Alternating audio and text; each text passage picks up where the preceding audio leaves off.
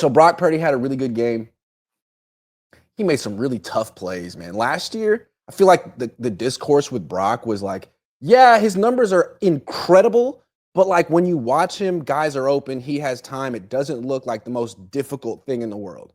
This year, it's like, okay, his numbers aren't through the roof, but if you watch him, man, like he's getting blasted. He's throwing passes with anticipation. He's hitting like dots in the back left corner of the end zone. It's difficult. What have you noticed about the way the Niners are using Brock this year?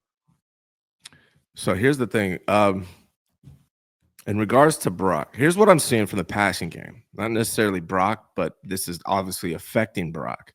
Having Christian McCaffrey back is huge on these choice routes because he can dump off underneath. He needs that. Jordan Mason was available a few times, and he just passed it up. I don't know why. He's not going to pass up CMC, so this is good.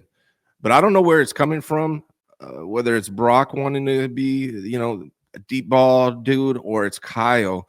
But I did notice on a couple plays, very little options underneath. Kurt Warner tweeted out last night as well. There's not enough options for these quarterbacks short when they're being blitzed, right? And you saw the first sack. I think it was the second drive. I want to say second down, if I'm correct, where Brock Purdy was sacked. All I saw was two deep routes, deep post, and something else they were running there. And there was nothing underneath. George Kittle popped out very late after blocking, but there was really nothing underneath for Brock Purdy. So what I'm seeing is Kyle Shanahan wants to have this explosive deep ball passing game this year for some reason, and it really hasn't translated. I would like to see more options for Brock Purdy. I'd like to see, maybe one dude's going deep. You got some guys intermediate, and you got somebody underneath. It doesn't seem to be a lot of options for Brock. It's these big, they're trying to hit these big, deep plays, and there's not many guys left underneath for him. So I think a lot of that's on Kyle. And I feel like that's something that they should fix right away. And having Christian McCaffrey back should help a little bit with that.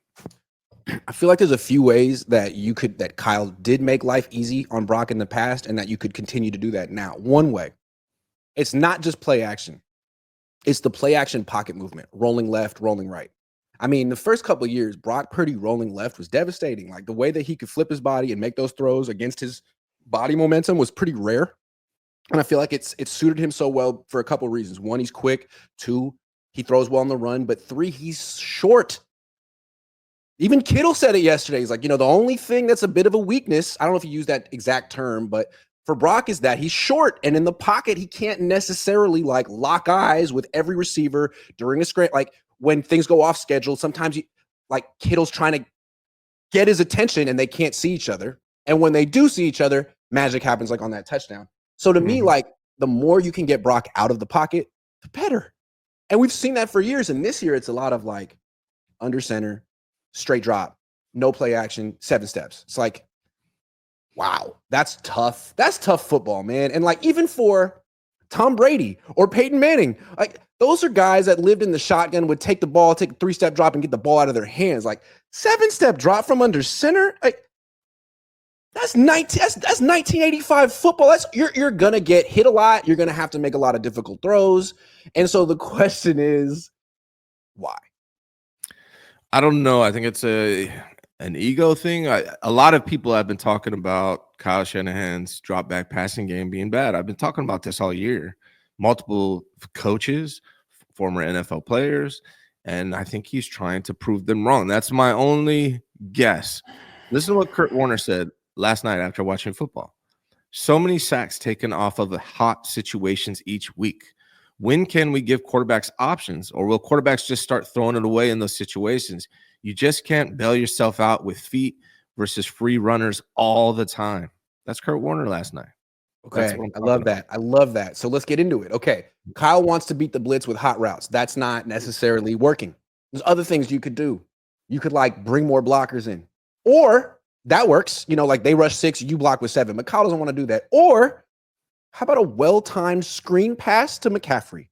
For a guy who's the best receiving running back in the league, yeah, man, the option routes, check downs, swings, wheels. What about a screen? Where's those How been? many did we see of that? The tunnel screen to Debo, which never works anymore. They'll do that once, twice a game, but like a screen to a running back. We saw it on the Lions last night. Like freaking Jared Goff is melting down, having the worst game of his life. And they win anyway because Ben Johnson is like finding ways to scheme open really easy throws for a quarterback with no confidence who's lost it all. And they still like, it's like play action, check down screen to David Montgomery goes for 30 yards. Like there's got to be more easy throws that they could scheme open for Brock Purdy. And they're not, which I don't want to get into irresponsible speculation or conspiracy theory stuff. But all I know is that this dude is up for a ridiculous contract extension next year. And it could be $65 million a year, or it could be $35 million a year. It's a big freaking difference. And if Kyle calls all the stuff that set up Brock for success, the easy stuff that set up Jimmy for success in the past, maybe in Kyle's mind, man, we're going to end up paying $65 million a year for a quarterback that I'm carrying with scheme. Let him go out there and prove that he can play quarterback under the most difficult conditions with not a lot of help. Now, maybe that's not what he's doing, because it seems like if you do that, then you're not putting your best foot forward. You're potentially costing yourself wins just to like manage Brock Purdy's price tag. I hope I'm wrong about that. I'm not even saying that's what's going on, but like this whole extension thing that's hanging over the season and his career is that, I don't know. I wonder if it's a factor when weird stuff like this happens. I wonder. I don't think Kyle's. Here's what I think is going on with Kyle. I don't think he's an offensive genius. That's what I think is going on with Kyle. I'm being real. Like, I'm not trying to be like a jerk or contrary or anything like that. I just don't. I think the hype that's been around Kyle Shanahan from an offensive play calling standpoint, it was just that. It was a lot of hype, and I think what we're seeing now is he's a good offensive coordinator, but he's not this offensive genius. And you take away some of his guys that are around him that have helped him for years, and that kind of drops off a little bit. And I think he has a little bit of an ego. He's trying to prove people wrong that I do have this great drop back passing game. I'm not buying it, man. I don't see the creativity. By the way, you brought it when you were talking about Debo on that jet sweep. This is important, I think, with his frustration level. He was frustrated with Kyle Juszczyk after that jet sweep play because Kyle Juszczyk didn't move anybody. Debo like shoved Juice to the ground and then went back to the huddle, and you could tell they were like energized and talking to each other. And so I'm telling you, Juice isn't blocking anybody. He's not blocking anybody. It's a thing, and that's what started Debo. Part of the reason why Debo was frustrated, because he couldn't do anything on that tunnel screen, on the jet sweep. Nothing was working for him, and that kind of overblown onto Moody later on. But to get back to your topic here, Kyle's just not a good passing game coordinator. He's just not. Yeah, that's fair. I'd hate to think that he has ulterior motives that are coming into play, motives that are financially driven, because that's a great way to underperform. Joey Mellons, could CMC stop the run? He's not really built to play on the line of scrimmage in the box.